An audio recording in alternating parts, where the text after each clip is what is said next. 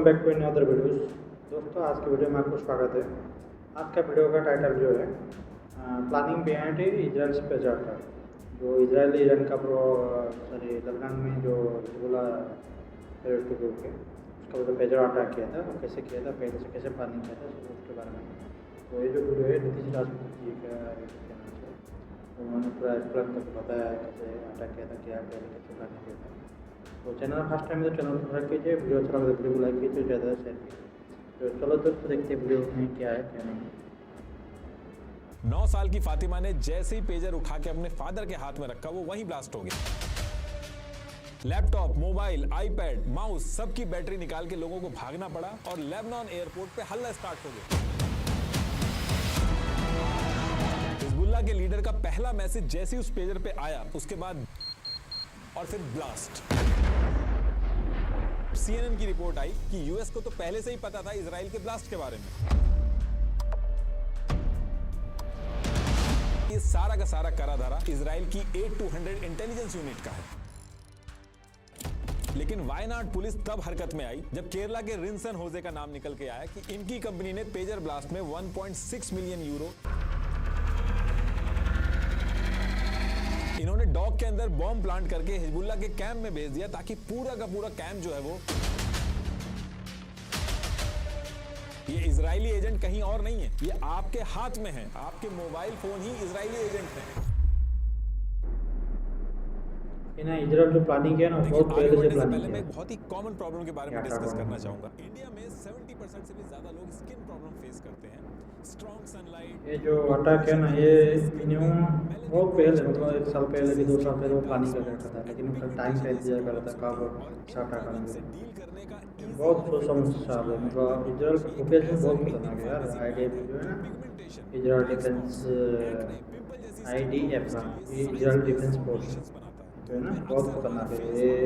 ये ना, वो जिसको टारगेट करता है उसको किधर भी दुनिया में किधर भी और डोलोड भी मारता है, कभी नहीं छोड़ता है वो। उसका एक आदमी मारोगे वो तुम्हारा 100 आदमी मारेगा, क्या ये रूल है। बहुत इतना छोटा सा देश है, लेकिन पूरा वर्ल्ड में ना उसके जैसा पावरफुल हो। अमेरिका भी पीछे हट जाएगा उसके साथ, लेकिन वो अमेरिका वजह से वो पावरफुल है देखेगा तो। लेकिन बहुत टेक्नोलॉजी में बहुत आगे है, टेक्नोलॉजी में, डिफेंस में बहुत आगे है। तो चल देना मतलब तुम खुद पहले अपना घर में देखना पड़ेगा क्या है। डिस्क्रिप्शन। तो टॉपिक पे वापस आते हैं। देखिए 7 अक्टूबर 2023 को हमास ने इजराइल के ऊपर एक ऐसा अटैक किया था जो पूरी दुनिया के लिए शॉकिंग था, और इजराइल भी इसके लिए प्रिपेयर्ड नहीं था। और फिर उसके तुरंत बाद इजराइल ने भी उसका बदला लेने के लिए एक लार्ज स्केल अटैक शुरू किया हमास के ऊपर। जैसे ही इजराइल ने अटैक करना चालू किया, तो उसके नेक्स्ट डे यानी कि 8 अक्टूबर 2023 को इजराइल के नॉर्थ की तरफ लेबनान में बैठे हिजबुल्लाह, जो कि हमास की अलायंस है, उसने भी इजराइल पे अटैक करना स्टार्ट किया। और सबसे हैवी अटैक जो हिजबुल्लाह ने किया था वो शेबा फार्म्स, जो कि लेबनान और इजराइल के बीच में एक डिस्प्यूटेड लैंड है, वहां पे किया। Back to back rocket launchers छोड़े और एयर स्ट्राइक वगैरह की। देखिए हिजबुल्लाह जो है वो ईरान बैक्ड शियाइट ग्रुप है। ये लेबनान के सदर्न पार्ट जो है वहां पे इसका बहुत ज्यादा कंट्रोल है। हिजबुल्लाह की पॉलिटिकल और मिलिट्री दोनों विंग्स इसने बना रखी है। इनफैक्ट लेबनान की पार्लियामेंट में 13 मिनिस्टर्स हैं इनके। तो 8 अक्टूबर 2023 को जब हिजबुल्लाह ने इजराइल के ऊपर बैक टू बैक अटैक किया, तो इजराइल की तरफ से भी एयर स्ट्राइक स्टार्ट हुई। कहने का मतलब है कि 7 अक्टूबर वाले इंसिडेंट के बाद 2 दिन के अंदर इजराइल अपने नॉर्थ और साउथ रीजन में एक 2 फ्रंट वॉर में घुस चुका था, जहां पे एक तरफ वो हमास से लड़ रहा था और दूसरी तरफ वो हिजबुल्लाह से लड़ रहा था। हिजबुल्लाह जब अटैक करने आया था इजराइल के ऊपर, तो वो कितनी प्रिपरेशन के साथ आया था, इसका अंदाजा इजराइल को 3 दिन बाद यानी कि 11 अक्टूबर को हुआ। इस दिन हिजबुल्लाह ने एक प्लान तरीके से लेबनान में बैठ के इजराइल के नदर्न रीजन में heavy artillery shells, anti tank missiles और ड्रोन से अटैक चालू कर दिया। Dozens of missiles and rockets into Israel today, including one aimed at Tel Aviv, which was intercepted. Israel Rescue Services say that no injuries or damages. और जब ये लड़ाई चल रही थी इजराइल और हिजबुल्लाह के बीच में, तो सेम वीक में ये खबर आने लगी कि हिजबुल्लाह के 20 मिलिटेंट पैराग्लाइडर्स का यूज करके नॉर्दर्न इजराइल में घुसने वाले हैं, और जो 7 अक्टूबर को हमास ने किया था इजराइल के अंदर, सेम वही चीज दोबारा से रिपीट होने वाली है, और इस बार इजराइल के नॉर्दर्न पार्ट में होगी। और जब ये खबर सर्कुलेट होना चालू हुई, तो इजराइल के पूरे नॉर्दर्न रीजन में अलार्म बजने लगे। इजरायली फोर्सेस ने आम जनता से कहा कि आप लोग शेल्टर ले लो, और फिर इस announcement के बाद कंट्री को अलर्ट हो जाता है, 48 अलार्म आवर्स के बजा बाद है। इजराइल की आर्मी ने ये पहले से बताया कि एक मतलब फॉल्स अलार्म था जो सर्वर है ना, कि ह्यूमन एरर की वजह से बजा था, और ये जो हाँ, इन्फॉर्मेशन है ये सर्वर सही होता नहीं है। थी और कंसर्न की कोई बात ये नहीं। बहुत अच्छा लेकिन जो ठीक है। इजरायली सिटीजन थे, जो इजराइल के नॉर्दर्न एरिया में रहते, यानी कि लेबनान के बॉर्डर के पास में रह रहे थे, उन्होंने थोड़े दिन पहले ही देखा था कि हमास ने किस तरीके से इजराइल में घुस के मारकाट मचाई थी, और सेम टाइम पे हिजबुल्लाह जो था वो काफी हैवी अटैक कर रहा था। तो इजराइल के नॉर्दर्न एरिया में जो इजरायली सिटीजन थे वो डर गए, और करीब 96,000 इजरायली जो थे वो लेबनान के बॉर्डर के पास, यानी कि जो इजराइल के नॉर्दर्न एरिया में रह रहे थे, वो एरिया छोड़ के, यानी कि अपना घर वगैरह छोड़ के दूसरी तरफ आ गए, और जो लेबनान वाली साइड थी वहां पे भी जो सिविलियंस थे वो भी पीछे हट गए थे। अब जब ये चीज शुरू हुई तो नेतन्याहू के ऊपर ऑपोजिशन की तरफ से बहुत ज्यादा प्रेशर आ गया कि थोड़े दिन पहले इजराइल के साउथ में अटैक हुआ था, वहां से लोग भागे, और अब नॉर्थ में भी अटैक की वजह से लोगों को अपना घर छोड़ के भागना पड़ रहा है कि एक इजरायली जो है, जो आम जनता है, वो अपने ही घर में नहीं रह पा रही है, उसको कैंप में रहना पड़ रहा है। तो इस चीज को लेके इजराइल का जो ऑपोजिशन था उन्होंने नेतन्याहू के ऊपर बहुत ज्यादा प्रेशर बनाया और ये बताया कि ये एक फेलियर है नेतन्याहू का। और जब ये बात बहुत ज्यादा उठने लगी तो नेतन्याहू ने प्रॉमिस किया कि वो बहुत ही जल्द दोबारा से जो भी इजरायली हैं जो नॉर्दर्न एरिया से भाग के गए हैं वो उनको अपने घरों में वापस पहुंचाएंगे। लेकिन ये चीज करना इतनी आसान नहीं थी, क्योंकि लोग तभी वापस आएंगे लेबनान के बॉर्डर पे जब हिजबुल्लाह बैकफुट पे होगा, अटैक बंद होंगे। और वहीं हमास के कंपैरेटिवली देखा जाए तो हिजबुल्लाह ज्यादा स्ट्रॉन्ग है, इसके पास 1 लाख से ज्यादा लड़ाके हैं और ईरान से भी बैकिंग है इसको, तो इसीलिए इजराइल के लिए बहुत ही टफ टास्क था। अब इसके बाद डेली बेसिस पे हिजबुल्लाह और इजरायली फोर्सेस में लड़ाई होना चालू होती थी। There is no place in Iran that the long arm of Israel cannot reach. If you strike us, we will strike you. Hezbollah जो साउथ लेबनान में बैठ के अटैक कर रहा था, इसने अपने लिए वहां पे 4 लेयर सिक्योरिटी बना रखी थी। पहला लेयर जो इन्होंने बनाया था वो टेक्टिकल डिफेंस का बनाया था, दूसरी लेयर में रॉकेट और मिसाइल्स थी, तीसरी लेयर में कमांड एंड कंट्रोल, और फोर्थ लेयर में मेन जो लीडर थे जो इस पूरे ऑपरेशन को चला रहे थे वो रहते थे। तो इजराइल जो था इसी लड़ाई के बीच में क्या करने लगा था कि उसने अपने पेगासस सॉफ्टवेयर का यूज करके, वैसे तो बहुत सारे सॉफ्टवेयर हैं इनके पास लेकिन पेगासस फेमस है, तो इसने अपने पेगासस सॉफ्टवेयर का यूज करके हिजबुल्लाह के जो लीडर थे जो फोन यूज करते थे उनको हैक करके उनकी लोकेशन और स्ट्रेटेजी वगैरह जो बनाते थे वो सब पता कर लेते थे, जिसका बहुत बड़ा एडवांटेज होता था इजराइल को। इजराइल ने हिजबुल्लाह के कई सारे ऐसे लीडर्स थे जिनके मोबाइल अपने सॉफ्टवेयर से हैक करके उनकी लोकेशन ट्रैक करी और फिर गाइडेड मिसाइल्स यूज करके उनके ऊपर अटैक किया, उनको मार दिया। तो ऐसे करके कई सारे हिजबुल्लाह के लीडर थे जिनको इजराइल ने मारा, और हिजबुल्लाह किस स्ट्रेटेजी के साथ अटैक करेगा उसके बारे में भी इजराइल को पहले से पता रहता था। इनफैक्ट जो लीडर्स वॉर जोन में भी नहीं थे, दूर लेबनान में या सीरिया में बैठ के प्लानिंग वगैरह करते थे, उनके ऊपर भी मिसाइल्स गिरने लगी थी। और सबसे बड़ी दिक्कत हिजबुल्लाह के लिए तब शुरू हुई जब नवंबर 2023 में इजराइल ने हसन मोहम्मद इब्राहिम, अली रैफ और अली हसन, इनकी लोकेशन पता करके इनको गाइडेड मिसाइल्स के थ्रू मार गिराया। और ये सारी चीजें बहुत ज्यादा शुरू होने लगती हैं। और फिर इसके बाद ईयर शुरू होता है 2024, और ये नया साल आते आते हिजबुल्लाह के लोगों को ये चीज रियलाइज होने लगी थी कि इनकी प्लानिंग वगैरह इजराइल के जो लोग हैं उनको पहले से ही पता रहती है। और इन सब चीजों के पीछे जो मोबाइल है वो सबसे बड़ा रीजन है, क्योंकि उस टाइम पे ऐसा भी हो रहा था कि कई हिजबुल्लाह के कमांडर ऐसे थे उनके ऊपर तब मिसाइल्स गिरी जब उन्होंने तुरंत मोबाइल यूज किया था। तो इसके बाद ये लोग ट्राई तो करते थे कि कम से कम मोबाइल यूज करें, इनफैक्ट ऑपरेशंस में भी जाएं तो मोबाइल ना लेके जाएं, लेकिन उसके बाद भी इजराइल ये जो ट्रैकिंग कर रहा था ये हिजबुल्लाह के लिए एक बहुत बड़ी सिरदर्दी बन गई थी, क्योंकि मोबाइल का यूज करने पे इजरायली जो थे उनको सब पता चल जा रहा था, और ना यूज करने में आपस में कोऑर्डिनेट कैसे करें, कम्युनिकेशन कैसे करें, इसकी बहुत दिक्कत आ रही थी। तो ये लोग धीरे धीरे फोन छोड़ के छोटे छोटे एफर्ट्स डाल रहे थे, जैसे हैंड रिटन लेटर्स हो गए, पेजर्स वगैरह भी इन्होंने यूज करने शुरू किए थे, लेकिन बहुत लार्ज स्केल पे नहीं किए थे। बहुत ही कम लोग थे जो पेजर का यूज करके अपना काम चला रहे थे और कम्युनिकेट कर रहे थे। अब इसके बाद महीना शुरू होता है फरवरी 2024, और हिजबुल्लाह का जो लीडर है हसन नसरल्लाह, ये टीवी पे आके सारे हिजबुल्लाह के लोगों को एक मैसेज भेजता है। इस मैसेज में आके ये कहता है कि आप पूछते हो ना कि इजरायली एजेंट कहां पे हैं, मैं आपको बताता हूं कि एजेंट ये फोन है जो आपके हाथ में है, आपकी वाइफ के हाथ में, आपके बच्चों के हाथ में। هيدا العميل بتقلي وين العميل؟ قل لك هيدا العميل الخليوي اللي بايدك واللي بايد زوجتك وبايد اولادك। इस पूरी वीडियो का जो लिंक है वो डिस्क्रिप्शन में मिल जाएगा आपको। तो ये जो मैसेज आता है हिजबुल्लाह के लीडर की तरफ से, तो इसके बाद हिजबुल्लाह के जो भी मेंबर थे जो कभी कभी पेजर यूज करते थे और जरूरत पड़ने पे ही फोन का यूज करते थे, अब वो बहुत तेजी से फोन को पूरी तरीके से छोड़ के पेजर की तरफ शिफ्ट होने लगे। एक्चुअली देखिए हो क्या रहा था कि जो मोबाइल होता है वो लोकल टावर से कनेक्टेड होता है, उस टावर पे अगर कोई कंट्रोल बना ले तो उस पूरे एरिया के फोन को ट्रैक किया जा सकता है, और मोबाइल में wifi, GPS, internet, SIM card, IMEI number से हर चीज ट्रैक करी जा सकती है। लेकिन पेजर जो होते हैं वो RF टेक्नोलॉजी यानी कि रेडियो फ्रीक्वेंसी पे काम करते हैं, जैसे जो आम हमारे रेडियो होते हैं वो भी इसी RF टेक्नोलॉजी पे काम करते हैं। तो इस पेजर की लोकेशन जो होती है वो आप ट्रैक नहीं कर सकते। पेजर जो होता है इसमें वन वे कम्युनिकेशन होता है। कुछ एडवांस्ड पेजर होते हैं जिनमें टू वे कम्युनिकेशन भी होता है, लेकिन जो आम तौर पे पेजर होता है वो वन वे कम्युनिकेशन होता है, यानी कि इसमें सिर्फ मैसेज आ सकता है, आप रिसीव कर सकते हैं, आप मैसेज भेज नहीं सकते। तो इसमें करते क्या है कि 100, 200 या 1000 पेजर जो हो गए उनको एक आदमी किसी कंप्यूटर या सेंट्रलाइज सर्विस का यूज करके बल्क में कोई मैसेज भेजना होता है तो वो भेज देता है और सबको वो मैसेज कन्वे हो जाता है। और यही रीजन है कि आज की डेट में भी जब इतनी ज्यादा एडवांस टेक्नोलॉजी है, इस टाइम पे भी जिन लोगों को सिक्योरिटी का इशू होता है वो पेजर का यूज करते हैं। कई रेस्टोरेंट्स और हॉस्पिटल्स में भी कभी कभी पेजर्स यूज होते हैं, जहां पे एक साथ स्टाफ जो होता है उनको मैसेज ब्रॉडकास्ट कर दिया जाता है कोऑर्डिनेट करने के लिए। तो इन्हीं सब चीजों को देख के हिजबुल्लाह ने भी डिसाइड किया कि वो पेजर का यूज करेंगे। बात तो काफी टाइम पहले से चल रही थी, लेकिन बहुत सारे मेंबर्स जब मरने लगे और इनके लीडर ने भी आके टीवी पे बोल दिया, तो मार्च 2024 के स्टार्टिंग में पेजर मंगाने के लिए हिजबुल्लाह दुनिया भर में कंपनीज देखने लगा। इन्होंने डिसाइड किया था कि 5000 पेजर ऑर्डर करेंगे और स्पेसिफिक मॉडल भी इन्होंने फिक्स किया था कि AR924 मॉडल जो है इसको ये यूज करेंगे। अब हिजबुल्लाह जब ये सारी चीजें डिसाइड कर रहा था तो ये सारा इंटेल जो होता है वो इजराइल के पास भी पहुंच जाता है कि हिजबुल्लाह जो कई सालों से पेजर पे शिफ्ट होना चाह रहा था, अब वो बल्क में ऑर्डर करने के लिए कंपनीज ढूंढ रहा है और कई कंपनीज से उन्होंने पेजर मंगा भी लिए हैं। तो देखिए, इन सारी चीजों से निपटने के लिए इजराइल के अंदर एक डेडिकेटेड इंटेलिजेंस यूनिट है जिसका नाम है 8200।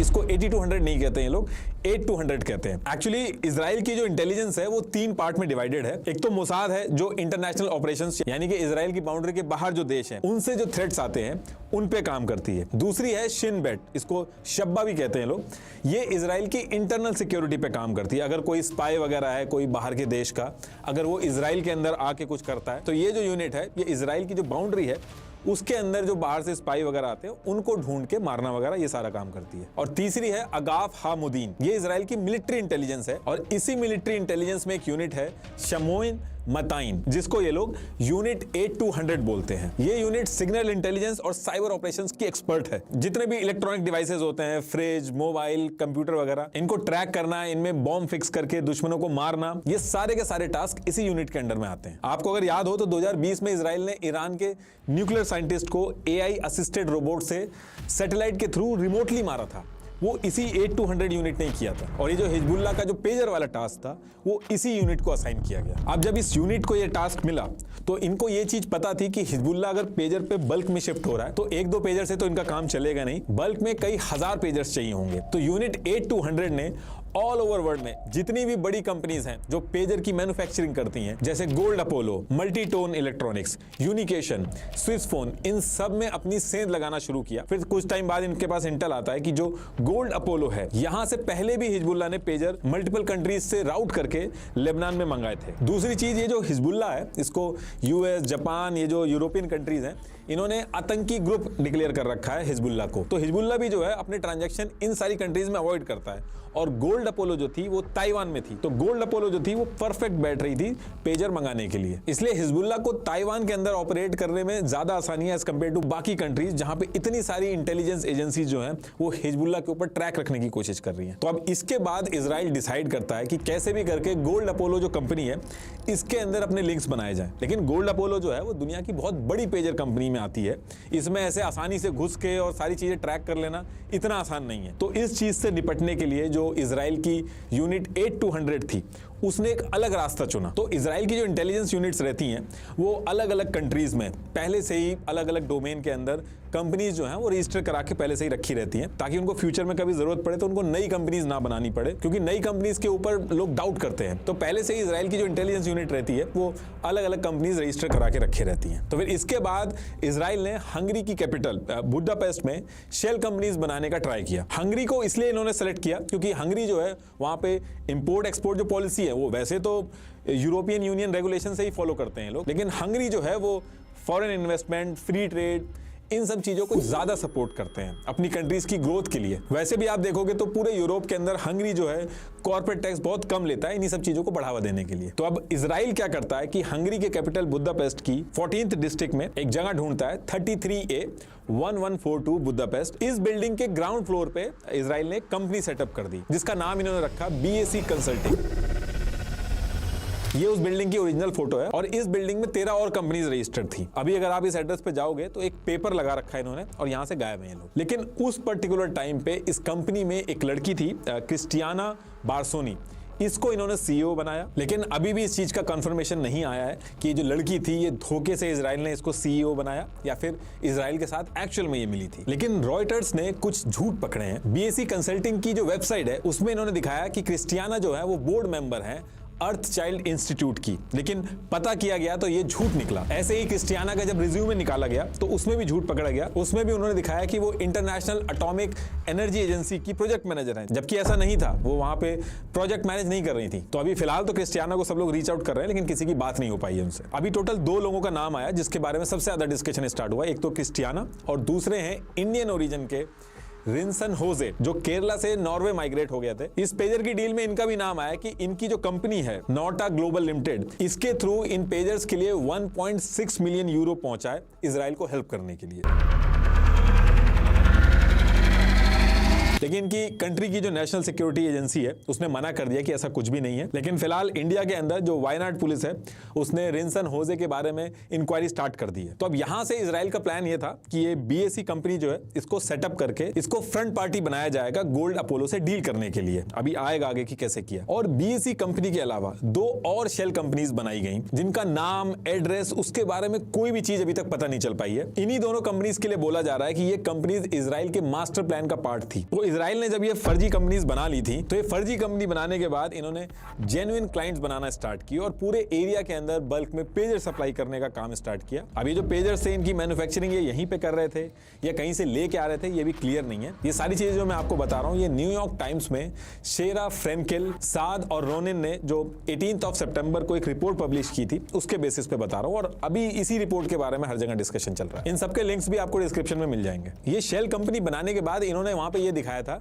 कि ये European institute of innovation and technology, इसके ये इंफॉर्मेशन कोऑर्डिनेटर हैं जो यूरोपियन कमीशन के लिए बल्गेरिया, क्रोएशिया, एस्टोनिया, हंगरी, माल्टा, लाविया ऐसी कंपनीज में अपना बिजनेस करते हैं। अब ये सारी चीजें सेटअप करके इजराइल ने बिजनेस तो स्टार्ट कर दिया था, लेकिन इजराइल को पता था कि उनकी बनाई हुई जो शेल कंपनीज हैं वो कितना भी बड़ा बिजनेस कर लें, मल्टीपल कंट्रीज में अपने बिजनेस को दिखा दें, लेकिन हिजबुल्लाह जो है वो एक ऐसी कंपनी जो अननोन है उसके पेजर्स को हाथ भी नहीं लगाएगा। तो इसी चीज से निपटने के लिए ये लोग ट्राई करते हैं गोल्ड अपोलो जो ताइवान के अंदर है उसके टच में आने के लिए, क्योंकि इनका मानना था कि गोल्ड अपोलो जो है वो हिजबुल्लाह का ट्रस्टेड है, वहां से पहले भी इन्होंने पेजर्स मंगाए हैं। तो इस चीज से निपटने के लिए ये लोग क्या करते हैं, ये बुडापेस्ट के बिजनेसमैन बन के पहुंचते हैं ताइवान और वहां जाके गोल्ड अपोलो जो कंपनी है उसके ऑफिस में मीटिंग फिक्स करते हैं। मल्टीपल डिस्कशन होते हैं वहां पे और उसके बाद ये गोल्ड अपोलो को एक एग्रीमेंट के लिए रेडी कर लेते हैं, जिसमें यह था कि गोल्ड अपोलो जो है वो इजराइल की ये जो बीएसी कंसल्टिंग है इसको अपना नाम और ब्रांडिंग यूज करने देंगे, जिसमें यह था कि बीएसी कंसल्टिंग जो है वो अपने खुद के AR924 जो पेजर डिवाइसेस हैं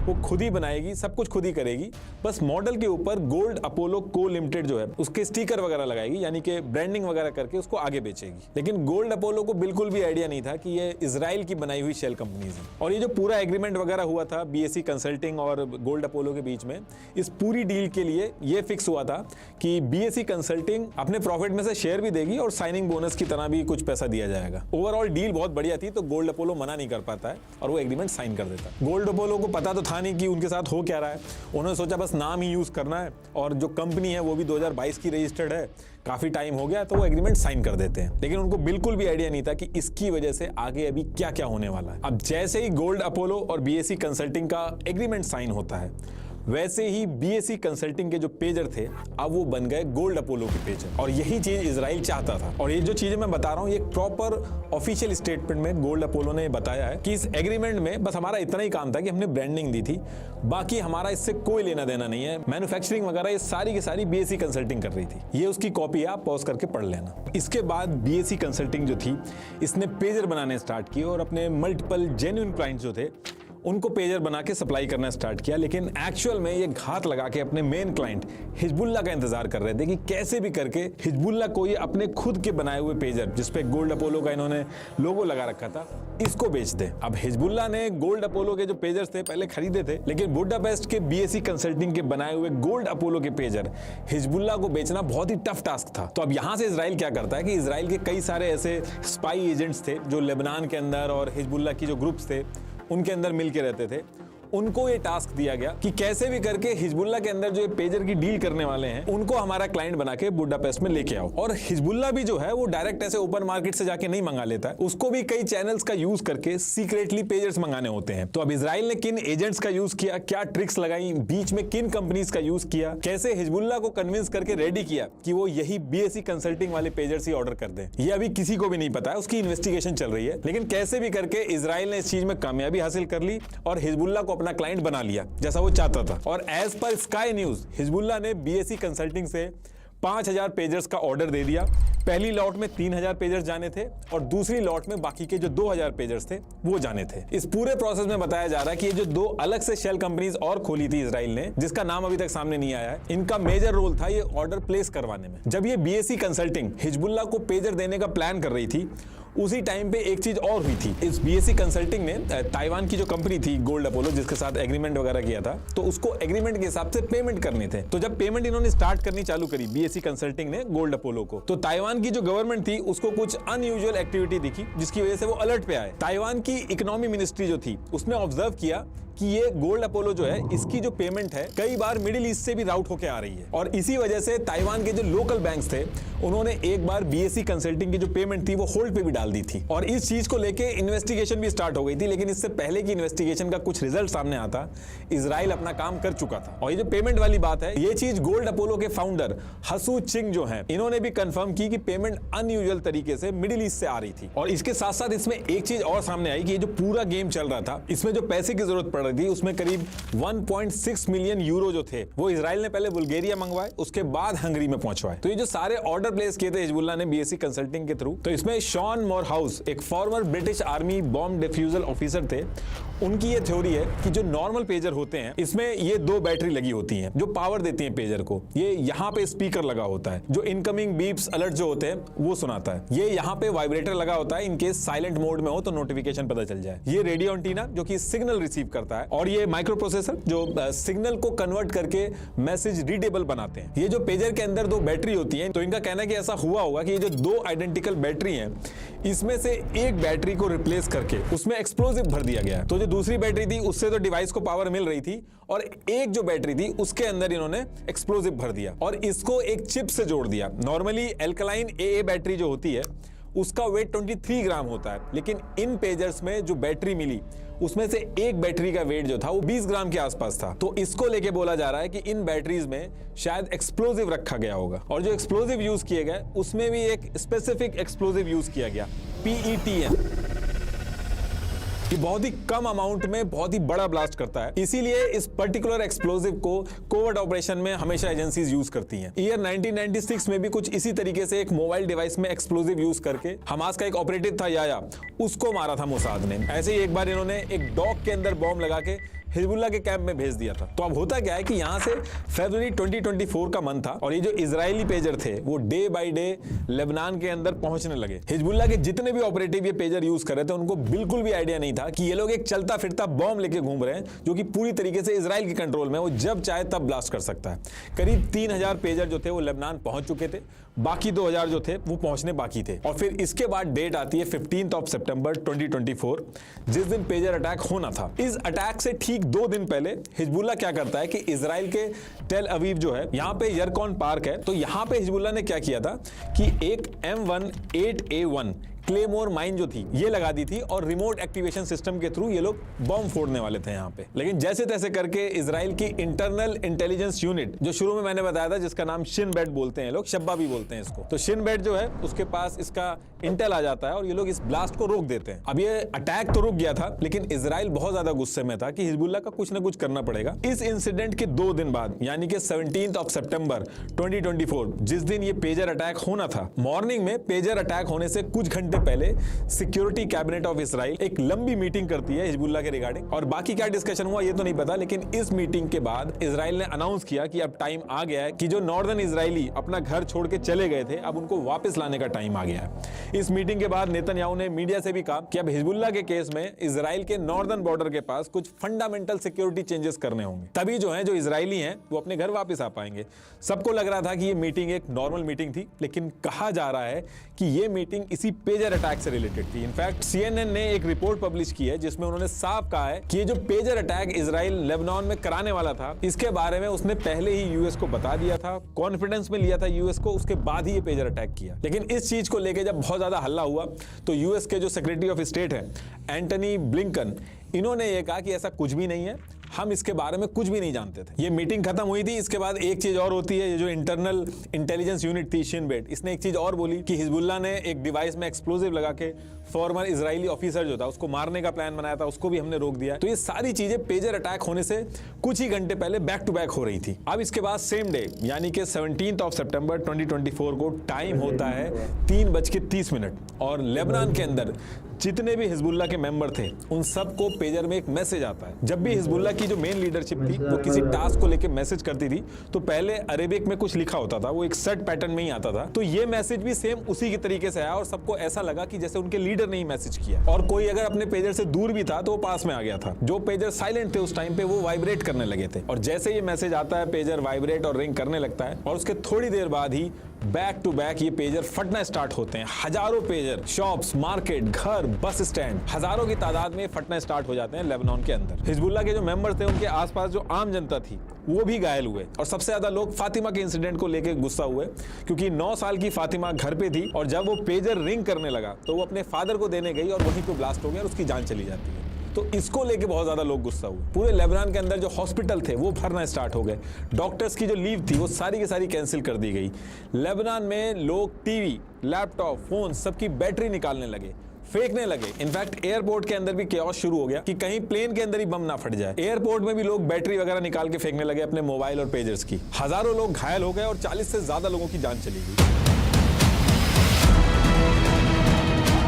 अब इसके नेक्स्ट डे यानी 18 सितंबर 2024 को क्या होता है, 4 लोग जो मर गए थे उनके जनाजे को लेके लोग जा रहे थे, तो वहां पे आसपास वॉकी टॉकी थे, तो पता चला वॉकी टॉकी भी फटने स्टार्ट हो गए। थोड़ी देर बाद बेरूट के अंदर घर के ऊपर जो सोलर पैनल थे वो फटना स्टार्ट हो गए। अब लोग यहां से और ज्यादा डर गए कि अब नेक्स्ट क्या फटेगा। टीवी, टेबल, फ्रिज, हर एक चीज को लेके लोग डरने लगे कि कब क्या फट जाए, किसी को कोई आइडिया नहीं। लेकिन सबसे ज्यादा हैरानी तब हुई जब Mojtaba Amani, Iranian ambassador to Lebanon, इनके पास से भी पेजर निकल जाता है, वो भी इंजर्ड हो जाते हैं। फिर इसको लेके भी बोला जाने लगा कि हिजबुल्लाह के जो पेजर हैं ये ईरान के एम्बेसडर के पास क्या कर रहे हैं। अब जब ये वॉकी टॉकी फटने स्टार्ट हुए तो इनका भी पता लगाया जाने लगा कि ये हो क्यों रहा है। तो पता चला कि ये आईकॉम कंपनी के ICF-24 वाले मॉडल हैं जो कि जापान की कंपनी बनाती है। तो इसको लेके तुरंत जापान की कंपनी से भी स्टेटमेंट आ गया कि ये जो वॉकी टॉकी के मॉडल हैं हमने 2014 में ही बनाने बंद कर दिए थे, तो ये कैसे फट रहे हैं हमें भी कुछ आइडिया नहीं। अब जैसे ही इंसिडेंट होता है तो इसको लेके अलग अलग थ्योरी आने लगी, लेकिन सबसे ज्यादा हैरानी वाली बात थी कि रेडियो बेस्ड टेक्नोलॉजी को दूर से बैठ के कैसे ट्रिगर किया गया। लेकिन इसमें सबसे ज्यादा जो बात हो रही है जिस थ्योरी की, उसमें यह कहा गया है कि दूर से बैठे बैठे इन डिवाइस में एक एनक्रिप्टेड मैसेज भेजा गया जिससे मेमोरी फुल हुई और जो चिप थी उसको पहले से ही उसमें ऐसी प्रोग्रामिंग थी कि वो हीट करने लगेगी, तो बैटरी हीट करने की वजह से एक्सप्लोजिव जो था वो ब्लास्ट होने शुरू हो गए। ये एक थ्योरी बताई गई, लेकिन एक्चुअल में हुआ क्या ये पता करना बहुत ही मुश्किल है क्योंकि कोई भी कंपनी या कंट्री कभी भी एक्सेप्ट नहीं करेगी कि उसने हिजबुल्लाह को जानबूझ के या गलती से या किसी भी केस में पेजर दिए हैं, क्योंकि हिजबुल्लाह को मल्टीपल कंट्रीज ऑलरेडी आतंकी ऑर्गेनाइजेशन डिक्लेयर कर चुकी हैं। तो वो जो कंट्री है और जो कंपनी है जो एक्सेप्ट करेगी उसके लिए बहुत बड़ी दिक्कत हो जाएगी। इनफैक्ट हिजबुल्लाह खुद भी ये चीज डिस्क्लोज नहीं करेगा कि उसने कहां से मंगाए थे ये पेजर, किस सीक्रेट चैनल का यूज करके डिवाइसेस मंगाए थे। और रही बात इजराइल की, तो इस पेजर अटैक के बारे में इजराइल ने ऑफिशियली कुछ भी बोलने से मना कर दिया। बस एक इंडिकेशन दिया है, इजराइल के जो डिफेंस मिनिस्टर हैं गैलेंट, इन्होंने कहा है कि वॉर का एक नया पीरियड शुरू हो रहा है और हम उसी चीज को अडेप्ट कर रहे हैं। लेकिन ये जो सारा कुछ चल रहा है इससे एक चीज तो क्लियर हो गई है कि आने वाले टाइम में अब एक प्रॉपर वॉर होगी हिजबुल्लाह और इजराइल के बीच में। यहां तक कि ये भी इंडिकेशन दिए हैं इजराइल ने कि वो अब नॉर्दर्न रीजन में इजराइलियों को अपने घर वापस लाने के लिए लेबनान के अंदर ग्राउंड इन्वेजन भी कर सकते हैं। तो एक्चुअल में होगा क्या, कुछ अगर इंपॉर्टेंट होगी तो मैं दोबारा से उस पर वीडियो बना दूंगा। लास्ट में एक बार फिर से आपको बता दूं कि derma touch kojic acid soap को परचेज करने के लिए लिंक मैंने डिस्क्रिप्शन में दे दिया, एक बार जरूर ट्राई करिएगा। Thank you. तो दोस्तों ये जो था इजराइल जो पेजर अटैक है ईरान का ऊपर, उसका ऊपर था। तो ये जो इजराइल का जो टेक्नोलॉजी है ना बहुत मतलब तुम सोच भी नहीं सकते इसके बारे में, वो इतना एडवांस है और उसका जो खुफिया एजेंसी है ना वो भी बहुत एडवांस है। इजराइल ये पहले से ही प्लानिंग किया है, हमें ये उसको पता है ये कुछ होने वाला है आगे जाके, लेकिन अभी भी जो हो रहा है, अभी जो ग्राउंड डिवीजन कर रहा है गाजा लेबनान में जाकर, वो भी इन लोग का पहले से प्लानिंग था कि वो उसको थोड़ा क्या ये करेगा, क्या उसको थोड़ा हिजबुल्लाह को थोड़ा थोड़ा थोड़ा करके अटैक करेगा तो थोड़ा वायलेंस होगा, वायलेंस के बाद में ईरान को अटैक करेगा तो इसको मौका मिलेगा ईरान का भी ऐसे ही कुछ होने वाला है आगे जाकर। इजराइल के ऊपर कभी भी कुछ करने से पहले ना कोई भी कंट्री है, जितना सीरिया है, लेबनान है, ईरान है, में उधर और कौन है, जितना आसपास ये स्पीड लोग 50 बार सोचता है, मतलब है कि 100 बार भी सोचता है लोग करने से पहले, क्योंकि इनके पास इतना पावर नहीं है जितने कंट्री है। इजराइल का जितना पावर है टेक्नोलॉजी है, मतलब डिफेंस में जो कुछ इसके पास जितना मतलब टेक्नोलॉजी जितना डेवलप करके रखा नहीं इजराइल, इसके तुलना में इनके पास जीरो पूरा। और ये जो बहुत ये एक नया तरीका अभी वार जो अभी आगे जाके जो ऐसे वार होने वाला है जो कंट्री है ना, ये एक एडवांस ये आ गया युद्ध करने का तरीका। इसमें भी अभी इंडिया भी ना, इंडिया थोड़ा सजग हो जाना चाहिए, क्योंकि इंडिया के ऊपर भी खतरा है पाकिस्तान से। अभी देखो पाकिस्तान ऐसे ही खतरा था, अभी चाइना भी था, अभी बांग्लादेश का भी मैटर से हो रहा है। बांग्लादेश में अभी जैसे जो स्टूडेंट प्रोटेक्ट के नाम में जो तख्ता पलट हुआ है, तो सबको पता है क्या हो रहा है क्या नहीं हो रहा है। और इंडिया के लिए भी खतरा है, लेकिन ये लेबर कंट्री मतलब पड़ोसी है, तो इंडिया किसका है तो दुश्मन मतलब दुश्मन नहीं चाहता है, लेकिन आगे तो उसके लिए भी सजग रहना चाहिए। तो इंडिया को भी अपना टेक्नोलॉजी थोड़ा ये करना चाहिए। चाइना को भी थोड़ा चाइना से भी अभी चाइना का ज़्यादातर क्या अभी ऐसे देखिए तो टेक्नोलॉजी में चाइना का और इंडिया बहुत डिपेंड है। देखिए तो अभी देखो जैसे CCTV कैमरा है, कैमरा के बारे में बात करो, कैमरा वो किधर से आ रहा है, चाइना से आ रहा है। अब ये सब टेक्नोलॉजी जो जितना मतलब क्या IT प्रोडक्ट है सब चाइना से ही आ रहा है, तो ये सबको इंडिया को ना बैन करना चाहिए और खुद का मन ये करना चाहिए, इसका भी थोड़ा सजा रहना चाहिए। और इजराइल जैसा कंट्री ना उनको तो सैल्यूट करना चाहिए यार, इतना एडवांस कंट्री है ना। मतलब सोच लो इजराइल कितना 1 करोड़ आबादी है, उसका टोटल आबादी 1 करोड़ है, मतलब हमारा इंडिया का 140 करोड़ है ना, 1 करोड़ आबादी मतलब 1 करोड़ भी नहीं, 97 ना 98 लाख है। वो टेक्नोलॉजी में ना अपना देश को वो अपने देश के लिए ना हर आदमी मतलब उधर क्या ना ईमानदार है, मतलब कोई ऐसे हमारा देश में गद्दार भरा हुआ है, मतलब अपना देश का ही खा गया, देश का नमक खा के देश को लात मारेगा ऐसा है। तो ये थोड़ा इजराइल से कुछ सीखना चाहिए, इंडियन भेजना है ना, इजराइल से कुछ सीखना चाहिए देशभक्ति क्या होता है। तो दोस्तों वीडियो कैसा लगा, वीडियो को लाइक कीजिए और ज़्यादा शेयर कीजिए, और ओरिजिनल वीडियो का लिंक डिस्क्रिप्शन में मिल जाएगा। थैंक यू दोस्तों, मिलता है नेक्स्ट वीडियो में। Children bye bye.